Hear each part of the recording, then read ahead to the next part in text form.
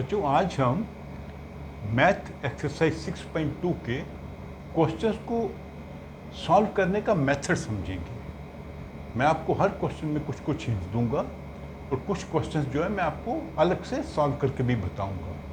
तो आपको ये आना चाहिए कि इन क्वेश्चंस को हम समझते कैसे हैं और सॉल्व कैसे करते हैं। तो पहले आप समझ लेते हैं कि ये जो क्वेश्चंस हैं किस थ्योरम पे आधारित है। थ्योरम 6.1, इसके लिए मैंने वीडियो बना के अपनी पोस्ट कर रखी है, उसको आप देख लीजिएगा कि 6.1 थ्योरम है क्या। उसको मैंने प्रूव करने के लिए एक अलग से वीडियो भी बना रखी है। तो 6.1 में ये हमें बताया गया है कि अगर एक ट्रायंगल है ABC और अगर हम एक लाइन ड्रा करते हैं DE, कैसे ड्रा करते हैं कि ये BC के पैरेलल है। सो फर्स्ट इंपॉर्टेंट चीज़ क्या है कि ये लाइन BC के पैरेलल है। तो अगर ये पैरेलल है, बाय थ्योरम ये दोनों साइड्स को सेम रेशियो में डिवाइड करेगी। सेम रेशियो का मतलब क्या होता है कि अगर AD अपॉन BD हम एक रेशियो लें, ये किसके बराबर होगी? AE upon EC। ओके, कोई भी ट्रायंगल हो, स्केलिन हो, इक्विलेटरल हो, आइसोसनीस हो, लेकिन अगर ये लाइन इसके पैरेलल है तो दोनों साइड जो हैं सेम रेशियो में डिवाइड हो रही हैं। ये सबसे इंपॉर्टेंट चीज़ है जो आपने समझनी है। तो अगर मान लीजिए हम इसकी लंबाई है P, इसकी है Q, इसकी है L, इसकी है M। P upon Q is L upon M। आपके बहुत सारे क्वेश्चंस इसी से ही सॉल्व होंगे। तो अभी चूंकि ये रेशियो है तो हम इसको थोड़ा अलग तरीके से भी लिख सकते हैं। मान लीजिए हम इसको ऐसे भी लिख सकते हैं, Q upon P is equal to M upon L। जो न्यूमरेटर था उसको हमने डिनोमिनेटर बना दिया दोनों साइड पे। एक साइड पे चेंज नहीं किया, दोनों साइड पे किया। मान लीजिए ये था 2 अपॉन 3 और ये था मान लीजिए 4 अपॉन 6। तो दोनों सेम रेशियो है। अगर हम 3 अपॉन 2 करेंगे तो 6 अपॉन 4 करेंगे तभी भी सेम रेशियो आएगी। तो हम क्या कर सकते हैं, कई बार रेशियो को रेसिप्रोकल उनका बना के वैसे भी लिख सकते हैं। कई क्वेश्चंस में आपको ऐसा करना पड़ेगा। ओके, फिर हम क्या कर सकते हैं, क्रॉस मल्टीप्लाई कर सकते हैं। P into M is equal to L into Q। जैसे अगर यहाँ पे क्रॉस मल्टीप्लाई करें, 2 इंटू 6 इज 4 इंटू 3, दोनों का आंसर 12 होगा। यहाँ भी क्रॉस मल्टीप्लाई करें तभी भी 12 आंसर बनेगा। तो कई क्वेश्चंस में आपको ऐसे यूज करना पड़ेगा। क्या होगा कि आपको दिया होगा भी इसकी लंबाई बता रखी है, इसकी बता रखी है, इसकी बता रखी है, इसकी नहीं बताई है। तो इसमें आप 3 वेरिएबल्स की वैल्यू लगा देंगे, चौथा आपको अपने आप मिल जाएगा। क्वेश्चन 1 ऐसे हल होगा। ठीक है, मान लो L ने बताया तो ये बता रखे, कोई भी चारों में से एक वेरिएबल आपको नहीं बताया तो आप इस रेशियो को ऐसे लिख के आप उस क्वेश्चन को सॉल्व कर सकते हैं। ठीक है, ये एक चीज़ आपने समझनी है कि रेशियो को हम रेसिप्रोकल बना के भी लिख सकते हैं और उनको क्रॉस मल्टीप्लाई करके ऐसे इक्वेशन भी बना सकते हैं।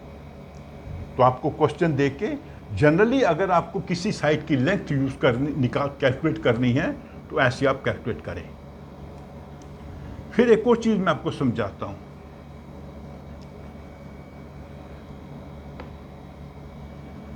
अगर हम दोनों साइड में 1 ऐड कर दें, क्योंकि किसी भी इक्वेशन में हम दोनों साइड पे सेम नंबर ऐड कर सकते हैं और सब्ट्रैक्ट कर सकते हैं। जैसे 2 अपॉन 3 प्लस 1, 4 अपॉन 6 प्लस 1, ये क्या हो जाएगा, ये 3 एलसीएम बन जाएगा। 3 एकम 3, 2 प्लस 3 अपॉन 3, ये बनेगा 4 प्लस 6 अपॉन 6, ये बन जाएगा 5 अपॉन 3, ये बन जाएगा 10 अपॉन 6। तभी भी रेशियो मेंटेन्ड है दोनों साइड पे। यहां पे क्या होगा, P plus Q upon Q। Q को 1 से मल्टीप्लाई किया, P में ऐड कर दिया। L प्लस M अपान M, M को 1 से मल्टीप्लाई करके L में ऐड कर दिया। अभी देखिए P प्लस Q क्या है, P प्लस Q है पूरी साइड की लंबाई, दैट इज AB, ये पूरी साइड की लंबाई है, और Q क्या है, BD,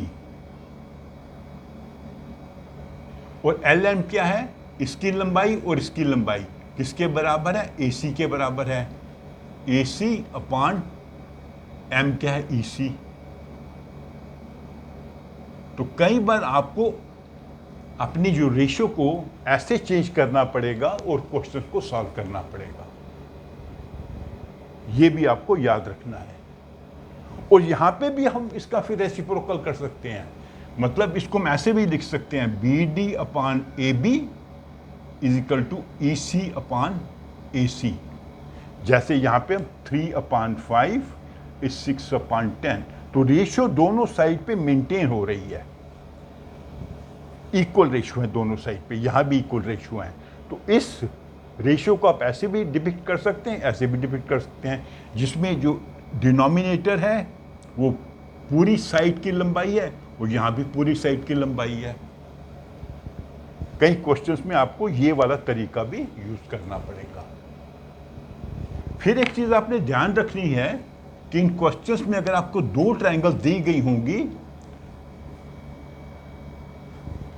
तो दोनों में एक साइड जनरली कॉमन होगी, वो आप ध्यान दें। मान लीजिए एक ट्रायंगल ये बनाई ABC और दूसरी ट्रायंगल बना दी यहां पे ABD, ऐसे क्वेश्चंस आएंगे आपको, तो देखिएगा ये साइड कॉमन है, ये आपको हेल्प करेगी रेशियोज को कंपेयर करके, उसमें से कॉमन रेशियोज को अलग करके नई रेशियो बनाने का। या ऐसे भी हो सकता है,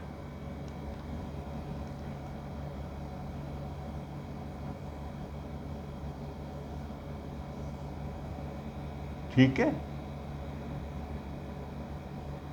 ये इसके पैरेलल है और ये इसके पैरेलल है, तो देखेंगे कॉमन साइड आ जाएगी दोनों में, ये वाली। तो ये वाट भी कॉमन हो सकता है। तो आपने जब ऐसे क्वेश्चंस को एनालाइज करना है तो आपने देखना है कि कौन सी 2 साइड पैरेलल हैं, वो किस ट्रायंगल का पार्ट है, उस ट्रायंगल में आपने वो रेशियो लगानी है। समझा है? मान लीजिए हम इस की बात कर रहे हैं ABC LMN।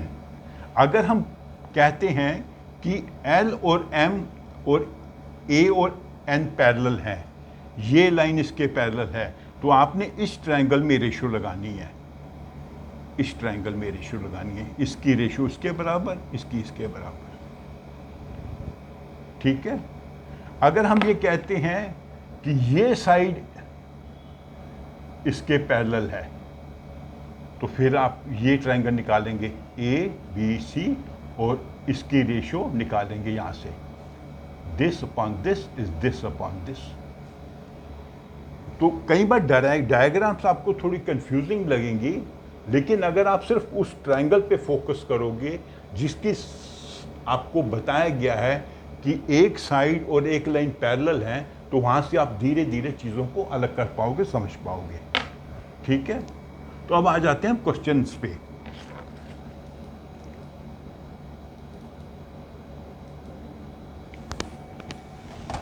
क्वेश्चन 1 में आपको क्या बताया गया है, एक साइड की लंबाई नहीं बताई गई, 3 साइड की लंबाई बताई गई है। तो आप ये इक्वेशन यूज करके 4 साइड की लंबाई कैलकुलेट करेंगे। एक में चलो करके बता देता हूं। मान लीजिए ये है क्वेश्चन नंबर पार्ट 1 का, तो उसमें AD है 1.5, BD है 3 और AE है 1 सेंटीमीटर और EC आपने कैलकुलेट करना है। तो आप इसमें ये लगा दोगे 1.5 अपान 3, AE है 1 और ये हमको कैलकुलेट करना है EC। तो क्रॉस मल्टीप्लाई कर देंगे, 1.5 into EC is equal to 3 into 1 therefore EC is equal to 3 into 1/1.5, इससे डिवाइड कर दिया तो आपका आंसर आ जाएगा 2 सेंटीमीटर। ठीक है, ऐसे इसका सेकेंड पार्ट भी करिए या कोई और भी एग्जाम्पल है उसको भी करिए।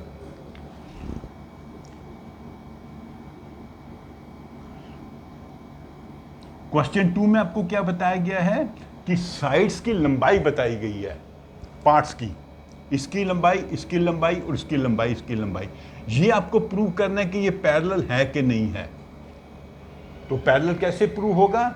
अगर इसकी रेशियो इसके बराबर होगी। ओके, आप यहां पे वैल्यू लगाएंगे, यहां की वैल्यू लगाएंगे, रेशियो निकालेंगे, इसकी वैल्यू लगाएंगे, इसकी वैल्यू लगाएंगे, रेशियो निकालेंगे। अगर ये रेशियो इसके बराबर है तो ये लाइन इसके पैरेलल है। थ्योरम 6.2। ठीक है, तो ये आप खुद ट्राई करिए।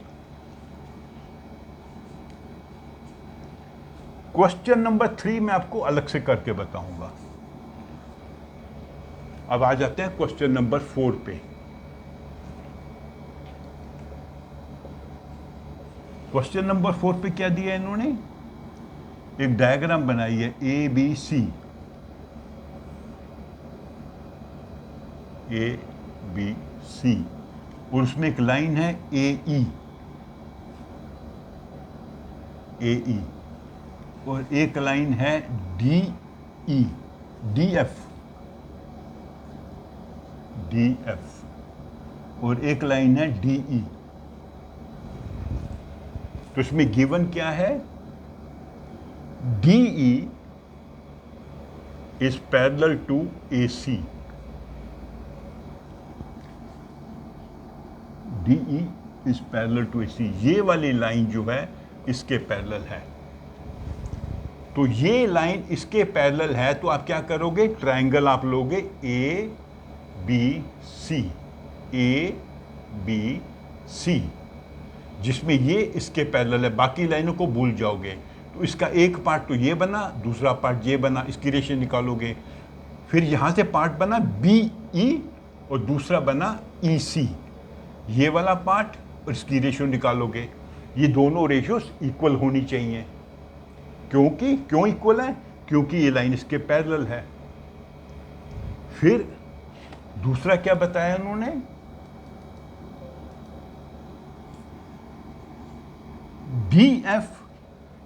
DF is parallel to AE। ये वाली लाइन इसके पैरेलल है। तो अब आप ये ट्रायंगल लोगे ABE, ट्रायंगल ABE।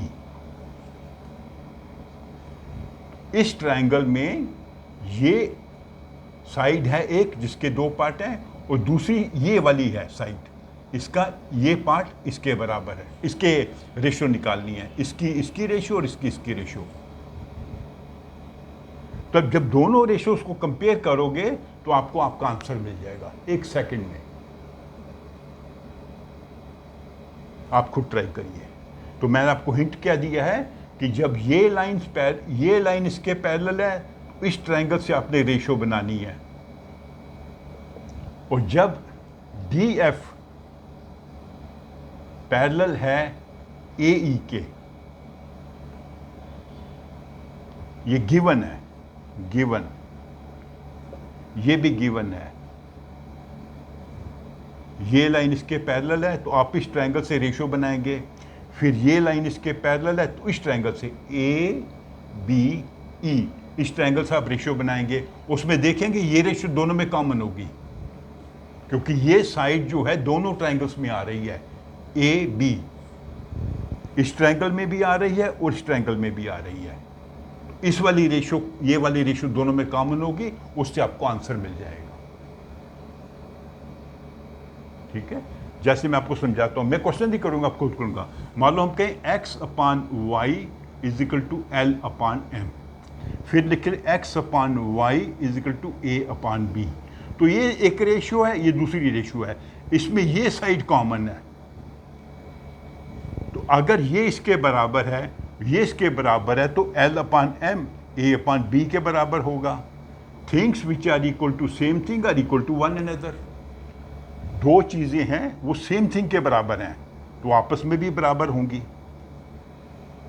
तो यही चीज़ आपने यहाँ पे यूज़ करनी है। ओके,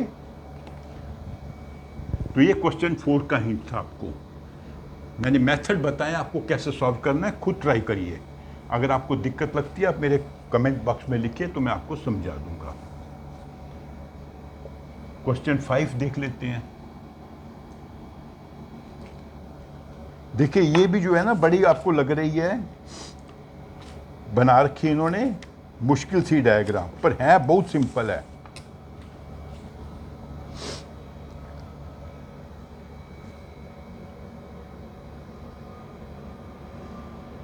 डायग्राम देखने में मुश्किल लग रही है, बड़ी कॉम्प्लिकेटेड।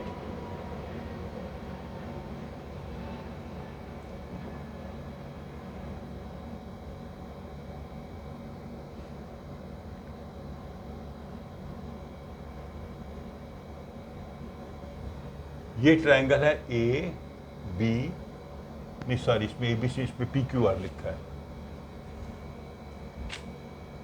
पी क्यू आर, और इसमें ई डी ये पॉइंट ओ है। तो पहला क्या गिवन है, E D is parallel to Q O.